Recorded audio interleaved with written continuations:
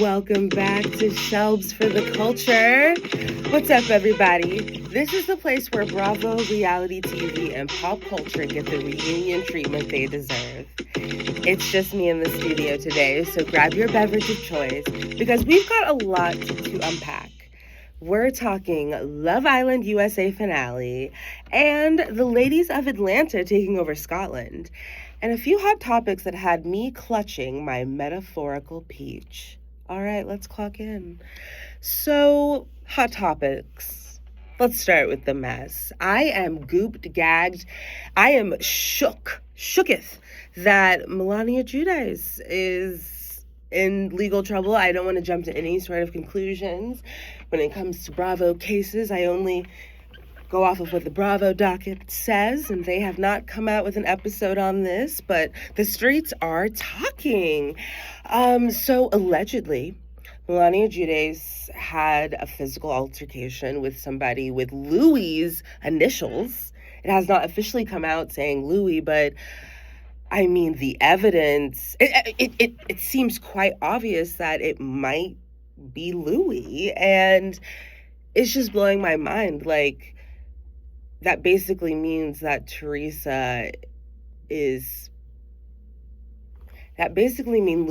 who is the stepfather of Melania, they got into some physical altercation. If this is true, this is all alleged. They got into some physical altercation. He is pressing charges against her, and Teresa is standing behind this, allegedly. I have no idea if this is true. This really disappoints me. I feel like this is out of character for Teresa. I would think that she would be 10 toes behind her daughters. So yeah, I'm super surprised, but I'm Team Melania. Like, yeah, I hope it's not Louis, but if it is Louis, Team Melania, and I don't think this happened over something fickle. And I'm sure there's more things that's going to come out about this, but I am so surprised. So she had like a virtual court hearing, and yeah, the initials are LR. And do you think it's Louis Reales? I'm butchering his name. Apologies.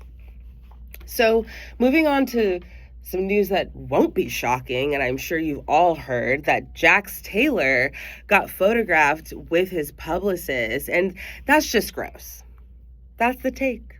Like, disgusting. You know all the low down gutter things that Jax Taylor has done, and you still choose him, Pikachu? That's who you going with? And it was recently reported that Britney asked her after these photos, asked the publicist after these photos came out. So I'm just like, you are just gutter butt, just low down dirty.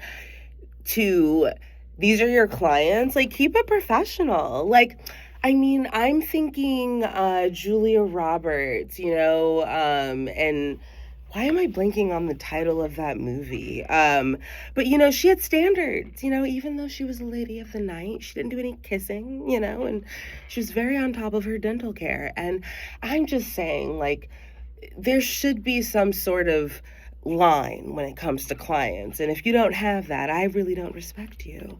So shame on you. Shame on you. And I just think Britney has been through enough. I'm not here to defend Britney by any means. Beatrice. That's what I think when I think of Britney. Yeah, I think Britney has given us some great television. I do not watch The Valley. There's just not enough diversity for me. And, while I do enjoy Kristen and she's given us some iconic moments, I can't give her my views. I need some more diversity, and The Valley just doesn't give it to me. And I also think Britney, I question things. I'm like, there were a lot of things that were very clear about Jax before you married him. Like, but they have a beautiful kid. But yeah, this publicist, no respect. You got no respect. But in happier news, Stacey of Real Housewives of Potomac remarried her husband.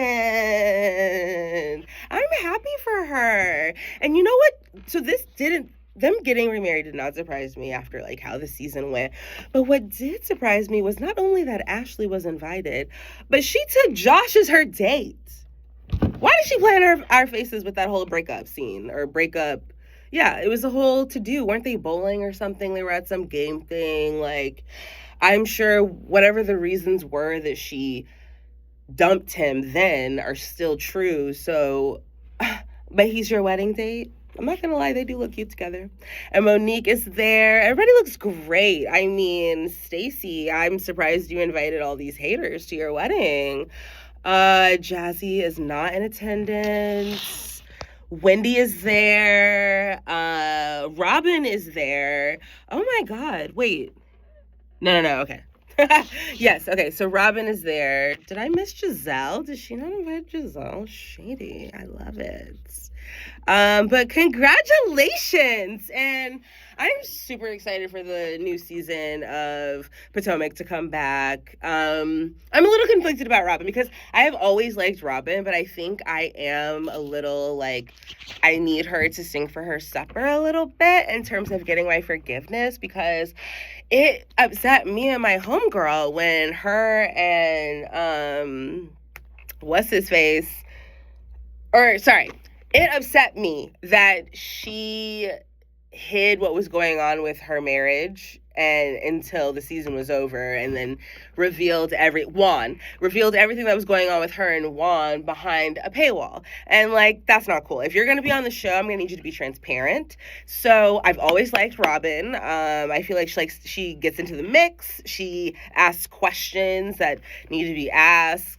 I do feel like another reason that I'm conflicted by her is because I feel like she's up Giselle's butt a little bit, and I think Giselle is in her best shape when she's challenged. I think Giselle needs to be challenged and not be surrounded by yes men. So I feel like that's another denotion for Robin. But I am happy to see my fellow Aries big again. Speaking of being big, look, guys, I tried. I really did. Real Housewives of Orange County. I know there's a new season. I gave it a go, and it really just couldn't hold my attention. And I was fully prepared to hate watch it, you know? I wanted to judge. I wanted to roll my eyes. I wanted to, tweet through it. But I couldn't even stay interested enough to hate it. And if I can't even hate watch your show, Houston, we have a problem. Speaking of problems, JK, I'm kidding. Let's head over to the villa, because Love Island USA finale, we got to talk about it. So first things first, I did vote for Anaya and Carl. Like, that was my couple. I feel like they were so giving, like, Brandy and Cinderella, like, just so cute. Like, Carl stole my heart in the beginning, like in his treatment of Anaya, like just solely and rooting for him with Anaya. But I just love how, I just remember, I feel like Casey was playing on Anaya's face for a while, and even people were leaving breadcrumbs for Anaya when they were doing challenges, and she would later be like, yo, what did they mean? And Casey would kind of gaslight her, but she wasn't being treated like the queen that she is. And when the 12 guys came in for Casa Amor for the ladies, I loved seeing Carl pick Anaya first. Prior to that, she wasn't being treated like number one, like she was being treated like a safe option. So, and their date, oh my goodness, what a dream. I loved the fairy tale book that we got. I just think there were some details, some pages that they weren't necessary to the story. I feel like there were other creative liberties you could have taken, tongue in cheek, like, oh, there was a dragon that whisked the lady away. And, after traveling far, far away through many trials and tribulations, Carl rescued the princess, and there was just a way to not bring up all the toxicness. But that was absolutely stunning. Like, I do believe in miracles. I feel like that just gave me so much hope. Like, this world is so dark, but really enjoyed. So even though I just was really rooting for Anaya and Carl, I love Bryce and Trinity. I was genuinely happy watching them win. And it's been really fun watching Love Island, like getting to kiki about it with friends, and then also my little sister and I. I feel like there have been shows that we've had in common, but we've never really watched them at the same time. Like, I was super, and I still am into it, just not as much, but I was super into RuPaul's Drag Race, and she had her moment with it, and she's been watching Love Island, so it's honestly been super fun to get to chat about the episodes with my little sister, and she did vote for Bryce and Trinity. So yeah, I feel like let's go through. Okay, I want to talk about Zach because I feel conflicted. Not about Zach, but the audience. I have spent weeks on this podcast dragging this man. I have called him manipulative. I have called out the double standards. I have said he's gaslighting Kata, and I stand by every word. But the audience has taken it so far that Trinity is publicly defending him. Allegedly, people have reported his TikTok page that it's come down, and Kata's Instagram page has gone down. And I just feel like I can't hate Zach in peace now. And I will never forgive you for putting me in this position. But I do think it's ironic that Trinity is defending Zach because there were several opportunities that Zach took in the villa to throw Trinity under the bus. I'm thinking when he said to Bryce, oh, we have more fun, just me, you, and Kata, or I feel like she doesn't get your jokes. I wonder if Trinity has watched that. And this is probably going to get me a lot of hate, but I'm going to reveal my top 4. I would have picked, the thing is, how dare you, Love Island, make us pick 4 when I didn't need 4 options. I could have picked the top 3 and been very happy. I'm pick a top 4. Should I pick a favorite pimple on my face? Stop. So obviously it was Anaya and Carl. Then it was Bryce and Trinity. And you know what? I can't believe the evolution, the journey that I've been taken on, but I voted for Casey and TT because I feel like they were genuinely into each other. Let's look at the options. I think with Corbin and Parmita, it was they're both hot, but that's it. People have said Corbin is AI. I definitely they were robots moving through life. So they just weren't a couple that I felt the need to root. I don't even say root for it because it's not like I was rooting for these other people, but I just feel like Kinsey and Dylan, they didn't like each other. They didn't even like each other. I wasn't gonna vote for them. So I was just TT and KC actually like each other. I really, regardless of how it happened. I think what really won me over was the karaoke. I thought TT and Casey were so cute. And I already knew I was superficial, but I didn't realize I was that superficial that I could be won over by a song and a dance. But it really did something for me. I was wait, they're so cute. And you know what? I'm ashamed to admit it, y'all. Hold my hand. If you're driving, pull over. I voted for Melanie and Sincere. I am so sorry. I'm so sorry I voted for Melanie and Sincere, okay? I am so sorry. I was just they're not going to win. And they didn't. But I was just compared to Kinsey and Dylan, they actually like each other. And I like Melanie. And also, here's the thing. I feel like Zach, until recently, has gone a long time, hasn't really gotten a lot of smoke. I feel like a lot of the smoke of the season was for Casey and Sincere. And I feel like Zach, until recently, hasn't gotten a lot of smoke. And I was just I refuse to let Zach be in my top 4 as much as I adore Kata. I was just like, absolutely not. And I was just also like, Melanie can't be saved. Don't save her. She don't want to be saved. I was just like, if her mama and her sister can't tell her, so I was just like, well, Love Island, if you're making me pick a fourth, fine.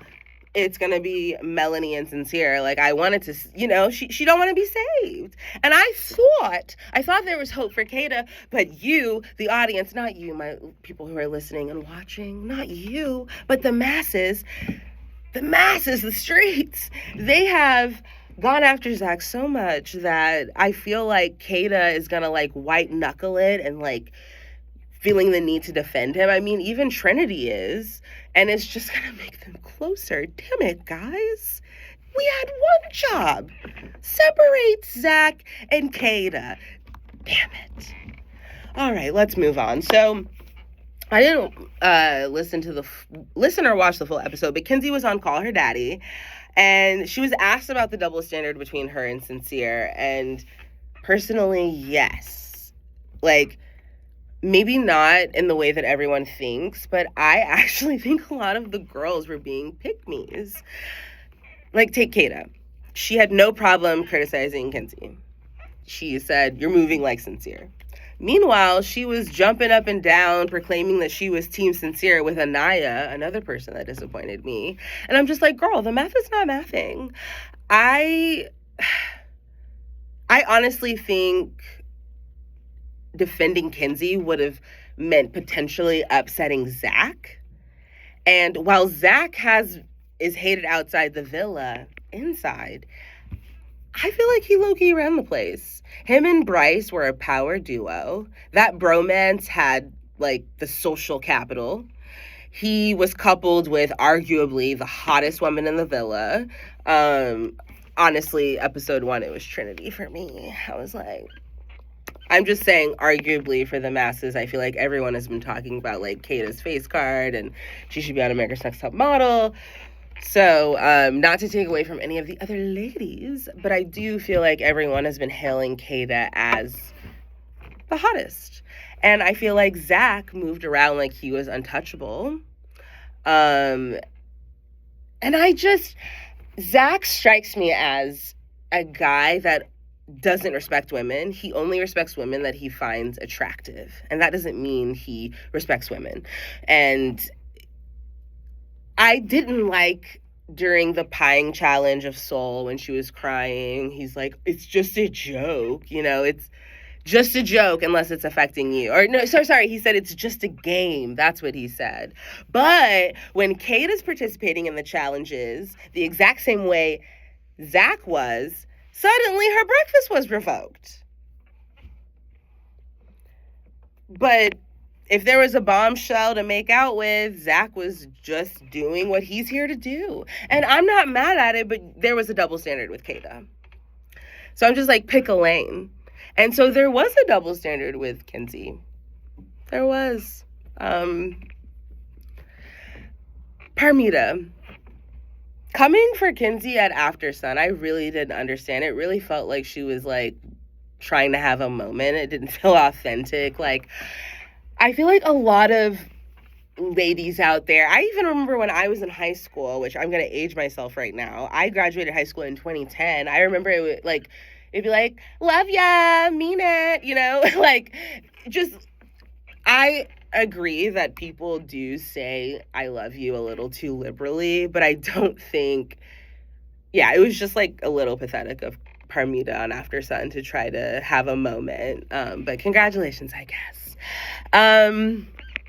So overall, I'm super excited. Like, I feel like Bryce and Trinity, I can just see them. I could see Trinity at Bryce's shows, like, performing as a DJ, and she's just, like, the hot girl in the DJ booth.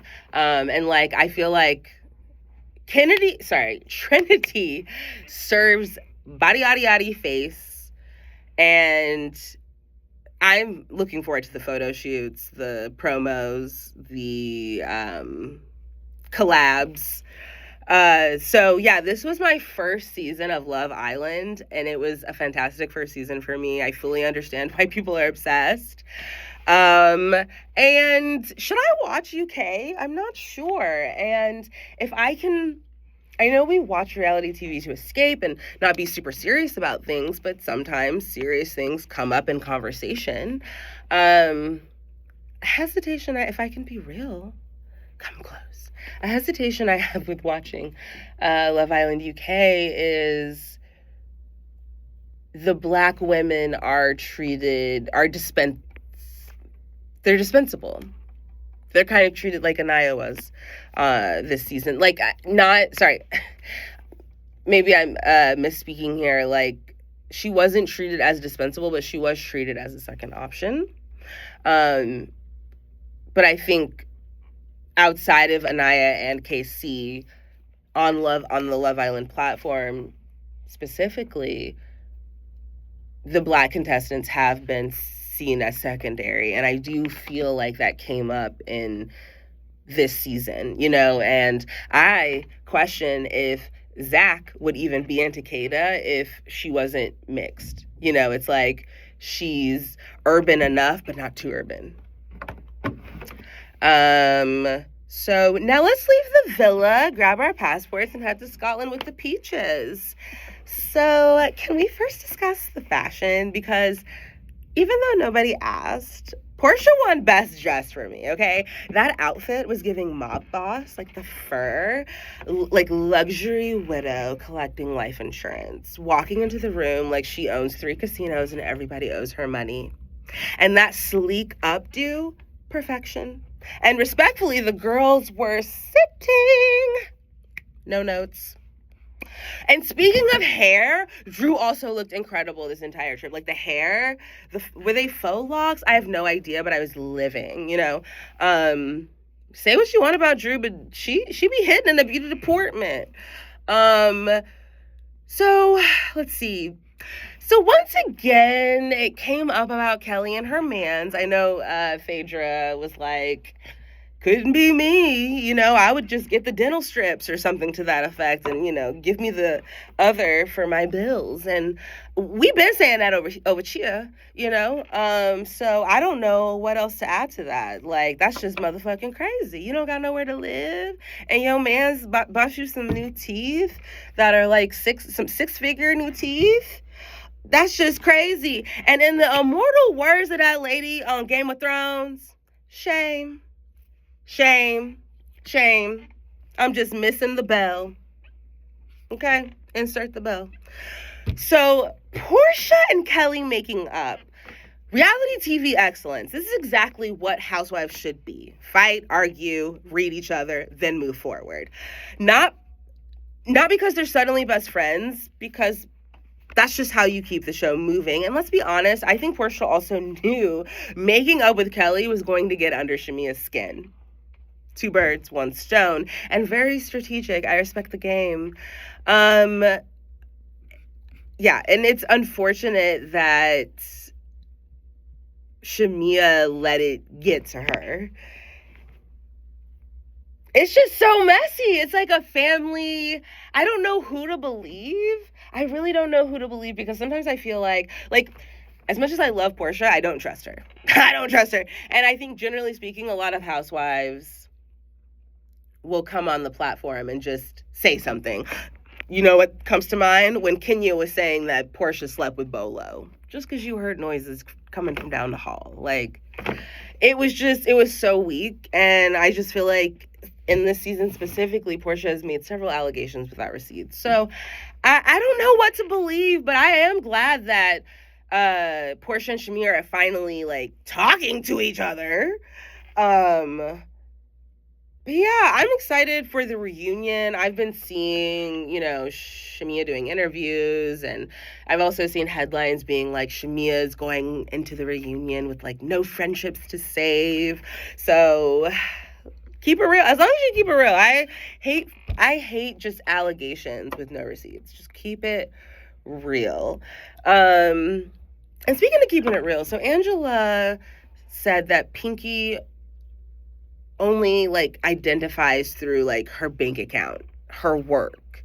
And I 1000% agree. But at the same time, I am completely guilty of the exact same thing. I feel like that is the climate we live in, is work, produce. Like, we feel guilty taking a vacation. Most people do not take their sick days.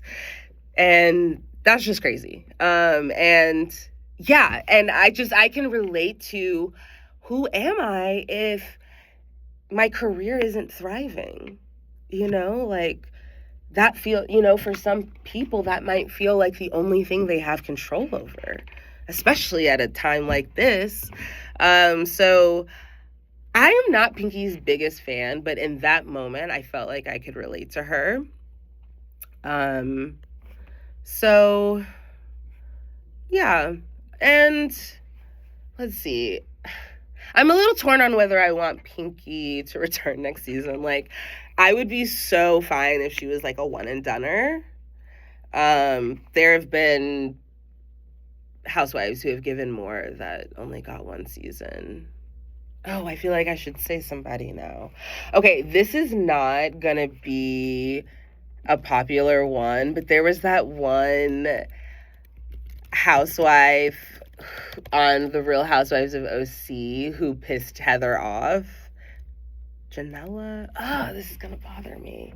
I know people like to hate on Kim Fields, but I actually loved her on this season because she also got on Kenya's nerves. And I think we just need people who activate the ladies.